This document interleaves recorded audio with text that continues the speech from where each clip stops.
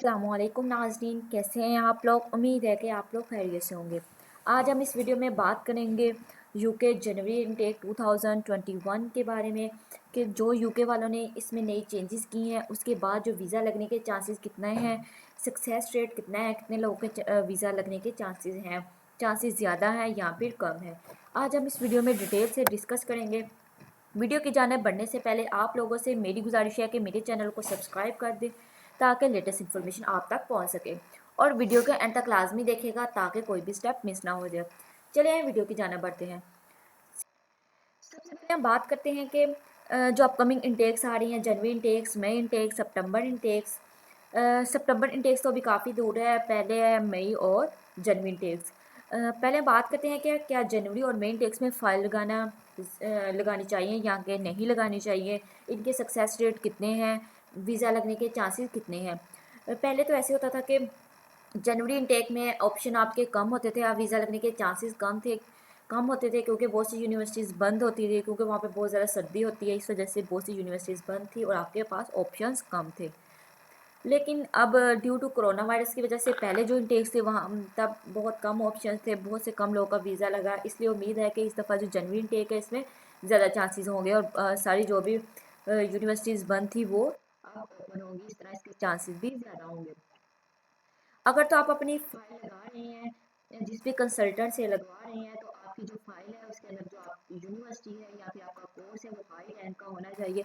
University high ranking की होनी चाहिए, अच्छी इसी सिटी में होनी चाहिए जिसका बैकग्राउंड इर्द गिर्द का माहौल अच्छा हो, ईजिली जॉब्स मिल सके, उस यूनिवर्सिटी में एडमिशन लें।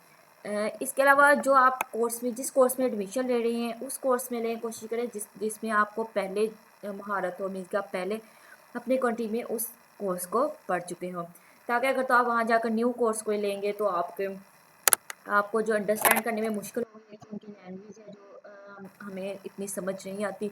इसके अलावा उस कोर्स से रिलेटेड भी आपको इतना नहीं पता होगा तो आपके लिए बहुत सी परेशानी होगी। इसलिए वही कोर्स चूज़ करें जो आप पहले पढ़ चुके हैं। अब हम बात करते हैं कि हमें जनवरी इनटेक के लिए फ़ाइल लगानी चाहिए या फिर नहीं, इसका सक्सेस रेट कितना है। अगर हम देखें जॉब के हवाले से या फिर न्यू रूल्स के बारे में जो कि यूके इमिग्रेशन ने न्यू रूल्स दिए हैं, जो कि काफ़ी स्ट्रिक्ट है पहले से, जिस हवाले से हमें फ़ाइल लगानी चाहिए या नहीं। तो इसका सक्सेस रेट पहले जितना है, जैसा कि पहले होता था 90 पॉइंट समथिंग, इसका सक्सेस रेट कम तो नहीं हुआ उन लोगों के लिए जिनकी फ़ाइल बिल्कुल जेन्युइन है, बैंक स्टेटमेंट क्लियर है, हर चीज़ उनकी क्लियर है, कुछ फेक नहीं है। उनके लिए सक्सेस रेट उतना ही है, 90 पॉइंट समथिंग। उनके वीज़ा लगने के चांसेस भी ज़्यादा है। अगर सक्सेस रेट कम हुआ है तो उन लोगों का हुआ है जो कि पहले अपनी कुछ चीज़ें फेक लगा देते थे, बैंक स्टेटमेंट में फेक लगा देते थे, उनका जो सक्सेस रेट का कम हो गया है। जैसा कि हमने पहले भी बात की थी पिछली वीडियो में कि पहले तो यूनिवर्सिटीज़ इंटरव्यू लेती थी, लेकिन अब जो है यूके इमिग्रेशन वाले खुद लेते हैं, वो खुद इंटरव्यू कंडक्ट करते हैं और जो इंटरव्यू का टाइम होता है वो 1 घंटा होता है। 1 घंटे के आसपास वो जो इंटरव्यू वो ले लेते हैं। कभी तो 1 घंटे से कम भी हो सकता है, लेकिन मोस्टली 1 घंटे तक वो इंटरव्यू लेते हैं। और इंटरव्यू में बस नॉर्मल क्वेश्चंस होते हैं, जनरल होते हैं कि आपकी स्टडी क्या है, आपने कहाँ से स्टडी की, किस यूनिवर्सिटी से की या किस कॉलेज से की, आपका पर्पस क्या, आप क्यों बाहर जाकर स्टडी करना चाहते हैं, अपने कंट्री में क्या है। इसके अलावा जब आपकी स्टडी कंप्लीट हो जाएगी तो आप कंट्री वापस आएंगे या नहीं आएंगे, अगर आएंगे तो क्यों आएंगे, उधर क्यों नहीं रहना, अगर तो उधर रहना है तो इसकी क्या रीज़न है, वहाँ क्यों रह रहे हैं। इसके अलावा जो आपके फ़ंड्स हैं आपको कौन स्पॉन्सर कर रहा है, कौन आपको फ़ंड्स देगा, कौन आपकी फ़ी पे करेगा, इससे रिलेटेड इस तरह कुछ जनरल क्वेश्चंस होते हैं। इसके अलावा ये भी हमने बात की थी कि पहले जो वो ज़्यादा फोकस फंड्स पे करते हैं कि आपके फंड्स कहाँ से आ रहे हैं, क्योंकि पहले तो ऐसा था कि बहुत से लोग ऐसा करते थे कि स्टडी पे चले तो जाते थे लेकिन उनके पास इनफ फंड्स नहीं होते थे, वो किसी से लेके अपनी बैंक स्टेटमेंट तो बना लेते थे, लेकिन वहाँ पे जाकर अपनी स्टडी छोड़ देते थे, जॉब करने लग जाते थे, इस तरह ड्रॉप आउट हो जाते थे और इलीगल तौर पर वो वहाँ रहना स्टार्ट कर देते थे। लेकिन इस दफ़ा इसलिए उन्होंने कुछ अपना जो रूल है वो स्ट्रिक्ट कर दिए हैं, जिसमें वो फंड्स पे ज़्यादा फोकस करते हैं। पहले तो आपका पास जब आप कैश लेटर अप्लाई करते थे तब भी आपको अपनी बैंक स्टेटमेंट शो करवानी होती थी, वो भी यूनिवर्सिटी को। जब यूनिवर्सिटी आपको इसके बाद आपको कोई लेटर इशू कर देती थी, इसके बाद अब वो आपको आपकी बैंक स्टेटमेंट नहीं देखती थी।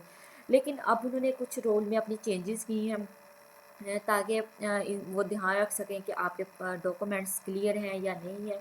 वो कभी भी आपसे इमिग्रेशन वाले आपकी बैंक स्टेटमेंट मांग सकते हैं, आपके फ़ंड्स के बारे में पूछ सकते हैं कि ये जेन्युइन है या नहीं, कि ये इन्होंने सेव करके रखे भी हैं या नहीं, या फिर अगर किसी से ले कर रखे हैं उन्हें वापस दे दिए हैं। इस तरह इन्होंने ये भी रूल थोड़ा स्ट्रिक्ट कर दिया है। इसलिए आप अगर चाहते हैं कि आपका रिफ्यूज़ल ना हो, क्योंकि रिफ्यूज़ल जो केस है वो उन्हीं का रिफ्यूज़ होता है जो आप जिनकी कुछ फेक होता है या फिर जिनका इंटरव्यू नहीं होता, जिनको इंटरव्यू नहीं देना आता, इंटरव्यू जिनका क्लियर नहीं होता उन्हीं का रिफ्यूज़ होता है।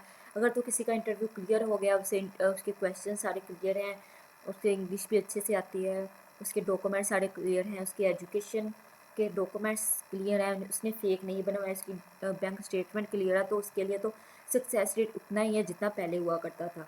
अगर सक्सेस रेट कम हुआ तो उन लोगों के लिए हुआ है जिनकी जो अपना फेक लगाते थे। अब हम बात करते हैं कि जनवरी इनटेक के लिए जॉब्स का क्या सीन है, जॉब्स के लिए सक्सेस रेट क्या है, क्या जनवरी में लॉकडाउन होगा या नहीं होगा, जॉब्स मिलेगी या नहीं मिलेंगी। जो स्टूडेंट जनवरी इनटेक के लिए आ रहे हैं, क्या वो अपनी अपनी जो उनकी फ़ी है वो खुद निकाल पाएंगे या नहीं, क्या वो जॉब करके इतने पैसे जमा कर पाएंगे कि अपनी फ़ी दे सके, या फिर जो उनके नॉर्मल डेज़ के अखराजात होते हैं वो पूरे कर सकेंगे या नहीं। अब हम इस बारे में बात करते हैं। अगर तो हम करंट सिचुएशन देखें यूके में, तो केसेस काफ़ी ज़्यादा बढ़ रहे हैं और उधर कुछ लॉकडाउन भी लगा हुआ है, लेकिन कंप्लीट लॉकडाउन नहीं है।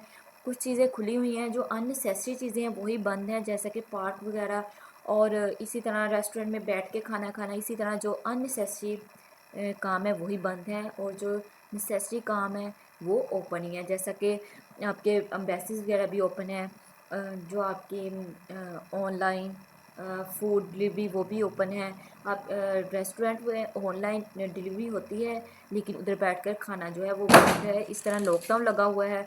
अब जनवरी में लॉकडाउन होगा या नहीं होगा, ये तो सिचुएशन पे डिपेंड करता है कि जनवरी में सिचुएशन कैसी होगी, केसेस ज़्यादा हैं या कम है। जैसा कि आप लोगों को पता है कि वैक्सीन आ रही है, बरतानिया ने वैक्सीन की मंजूरी भी दे दी है, और उम्मीद है कि जल्द ही दिसंबर में वैक्सीन लगना स्टार्ट हो जाएगी। अगर तो इसका पॉजिटिव इफ़ेक्ट हुआ, अगर तो केसेस कम हो गए या फिर कम्प्लीटली ख़त्म हो गया, तो मे बी लॉकडाउन ना लगे, तो इस तरह आप अगर तो लॉकडाउन नहीं लगता तो आप इजीली जॉब करके, पार्ट टाइम जॉब करके अपनी जो फ़ी के पैसे निकाल सकते हैं। लेकिन अगर तो लॉकडाउन लगा तो मुश्किल है कि आप अपने आपको जॉब मिल सके। लेकिन अगर आप अपने लिए फ़ी के पैसे निकालना चाहते हैं, तो कोशिश करें कि आप अपनी जॉब उस सेक्टर में करें जहाँ पे ऑनलाइन हो, या फिर फूड वगैरह के सेक्टर में करें, क्योंकि अगर लॉकडाउन लग भी जाए तो फूड वगैरह की जो होती है वहाँ पे वो कम्प्लीटली क्लोज़ नहीं होता, वो ऑनलाइन डिलीवरी या फिर कहीं भी ऑनलाइन शॉपिंग वो ओपन ही रहता है, उसका लॉकडाउन पे इफेक्ट नहीं होता। इसलिए कोशिश करें कि आप किसी फूड फैक्ट्री में या फिर फूड वाली जगह पे जॉब करें, किसी रेस्टोरेंट में फूड डिलीवरी, पिज़्ज़ा डिलीवरी, इस तरह के काम करें। अगर तो लॉकडाउन लगा भी तो आप पे कोई इफेक्ट नहीं होगा, आप अपने लिए फ़ी के ईज़िली पैसे निकाल सकते हैं। तो और ऑनलाइन शॉपिंग हो गई, इस तरह के सेक्टर में आप अपनी जॉब तलाश करें। ये थी लेटेस्ट इंफॉर्मेशन कि जनवरी टेक के लिए क्या चेंजेस आई हैं, आप सक्सेस रेट क्या है, आपका वीज़ा लगने के चांसेस कितने हैं। बस पहले सक्सेस रेट तो पहले जितने हैं, बस दो ही इन्होंने यूके वालों ने कुछ चेंजेस किए हैं। एक तो ये है कि वो फ़ंड आपका अचानक देख सकते हैं, और दूसरी ये कि आपके जो इंटरव्यू होगा यूके इमिग्रेशन वाले खुद करते हैं, उसकी भी ज़्यादा टेंशन नहीं है। वो ऑलमोस्ट वही क्वेश्चंस पूछते हैं जो यूनिवर्सिटी वाले पूछते थे। बस इन्होंने थोड़ा रूल स्ट्रिक्ट कर दिया, वो ज़्यादा फोकस फंड्स पे करते हैं। और जो आपका इंटरव्यू होगा वो ऑन स्काइप पे हो सकता है या फिर फुल टेलीफोन पे हो सकता है। ये सारी चीज़ें मैंने पिछली वीडियो में भी डिस्कस की थी, सोचा कि फिर आपके साथ शेयर कर दूँ, ताकि अगर तो किसी ने पिछली वीडियो नहीं देखी तो उस तक थोड़ी बहुत इन्फॉर्मेशन पहुँच सके। अगर तो किसी ने देखी है तो इनको ज़्यादा अच्छी तरीके से अंडरस्टैंड कर सकें। अगर तो आप लोगों का कोई क्वेश्चन है वीडियो के रिलेटेड, तो आप कमेंट सेक्शन में पूछ सकते हैं। कोशिश करूँगी कि आपके क्वेश्चन का आंसर दे सकूँ। अगर आप लोगों को मेरी वीडियो अच्छी लगी है तो इसे लाइक कर दें। अगर अभी तक आप लोगों ने मेरे चैनल को सब्सक्राइब नहीं किया तो इसे सब्सक्राइब कर दें। अल्लाह हाफिज़।